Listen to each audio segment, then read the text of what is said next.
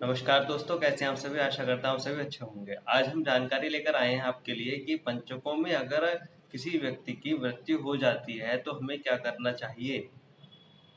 मित्रों, पंचक क्या होते हैं, सबसे पहले हम उसे समझ लेते हैं। पंचक 5 दिनों को कहा जाता है।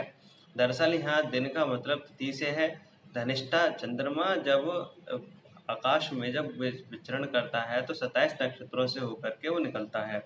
यदि वो धनिष्ठा नक्षत्र से के तीसरे चरण से, चौथे चरण से, शतविषा नक्षत्र के चारों चरणों से, उत्तरा भाद्रपद, पूर्वा भाद्रपद के चारों चरणों से और रेवती के चारों चरणों से निकलता हुआ जा रहा है तो उस समय पर पृथ्वी पर पंचक माने जाते हैं।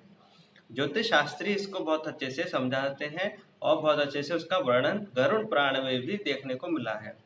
अगर इस विषय में आप सर्वाधिक जानकारी चाहते हैं तो गरुड़ पुराण का अध्ययन आप अवश्य करें, जो मैंने डिस्क्रिप्शन में उसका लिंक दे दिया है गरुड़ पुराण का, जिससे आप लेकर के पढ़ सकते हैं। पंचकों की सारी विधि विधान के लिए एक दूसरी पुस्तक है, उसको भी मैंने डिस्क्रिप्शन में लिख दिया है।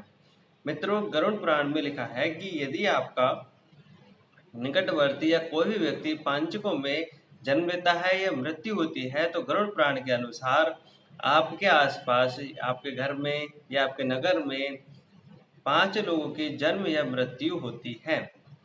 इसको इस तरह से समझ सकते हैं कि जब धनिष्ठा नक्षत्र के तीसरे चौथे चरण में जन्म या मृत्यु हो तो उस नगर में 5 जन्म या 5 मृत्यु संभावित होती है। अब ये देखिए, जो शतविषा नक्षत्र है उसमें जन्म लेता है तो मोहल्ले के लिए, परिवार के आसपास रहने वाले लोगों के लिए ये चीजें सर्वाधिक देखी जाती हैं। उत्तरा भाद्रपद नक्षत्र में अगर कोई जन्म लेता है तो उसी घर में ही ये ज्यादातर मान्यता रखती है। पूर्वा भाद्रपद में अगर जन्म लेता है तो व्यक्ति के सगे संबंधियों पर अधिक प्रभाव इसका देखने को मिलता है। रेवती नक्षत्र में यदि जन्म लिया है या मृत्यु हुई है तो जो नगर है उसके अड़ोस पड़ोस में रहने वाले, उसके आसपास के गांव में, शहरों में रहने वाले लोगों पर इसका प्रभाव देखने को मिलता है। क्योंकि इस समय पर जनसंख्या बहुत अधिक है, इसीलिए ये समझने में थोड़ा सा दिक्कत हो सकती है। पहले अमूमन ये चीजें आसानी से हाथों पर गिनी जा सकती थी कि ये कब कब फलित हुआ है। अब आप देखिए कि जिनका जन्म में मृत्यु हुई है तो जन्म लेने पर कोई अधिक हानि नहीं होती है, क्योंकि अगर किसी ने जन्म लिया है तो वो शुभ सूचना के अधिकारी हो जाते हैं। मृत्यु किसी को पसंद नहीं होती है, इसीलिए मृत्यु के विषय में मैं आपको जानकारी दे रहा हूँ कि मृत्यु अगर पंचकों में हो जाए तो क्या करना चाहिए।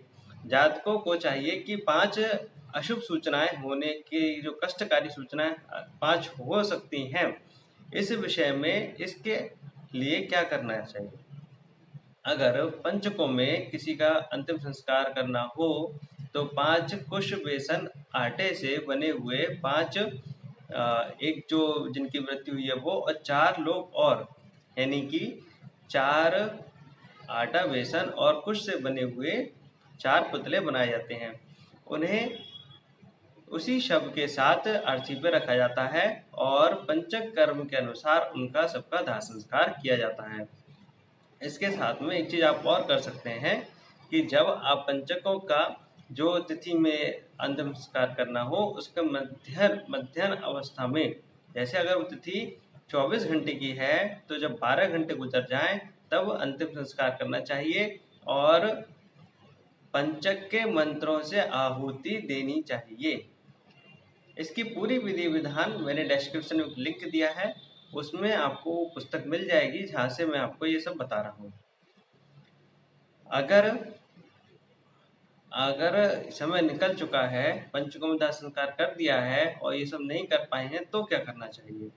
तो जातकों, आपके लिए चाहिए कि आप सभी लोग जिसका भी अंतिम संस्कार करना हो, वो अगर आप आहुति नहीं समझ पा रहे हो तो किसी भी तीर्थ स्थान पर, गंगा के निकटवर्ती स्थानों पर जाकर के अंतिम संस्कार करें तो मान्यता के अनुसार दोष नहीं लगता है।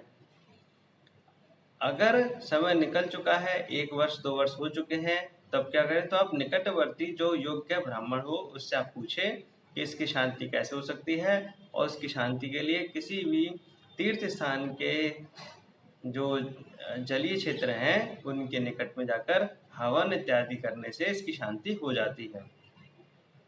मित्रों, पंचकों में 5 कर्मों को करना वर्जित माना गया है। पहला है छत पर आप छत नहीं बनाएंगे, लेंटर नहीं डालेंगे। दूसरा, आप किसी प्रकार से लकड़ी को इकट्ठा नहीं करेंगे, लकड़ी नहीं खरीदेंगे। लकड़ी का मतलब फर्नीचर इत्यादि से है। लकड़ी का मतलब वो सारी लकड़ियां हैं, चाहे वो ईंधन के रूप में हो या फिर किसी चीज़ के निर्माण में हो। तीसरा है आप दक्षिण दिशा की ओर यात्रा नहीं करेंगे। चौथा है आप दाह संस्कार नहीं करेंगे। तो दाह संस्कार का उपाय मैंने आपको बता दिया है। इस प्रकार से जो 5 चीज़ें हैं वो आपको समझना चाहिए।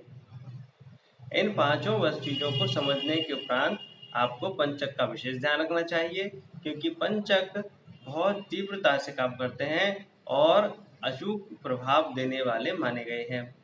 इसके बाद भी अगर कोई जानकारी आपको रह गई हो तो आप कमेंट में पूछ सकते हैं, मैं आपको उसका उत्तर अवश्य दूंगा। धन्यवाद।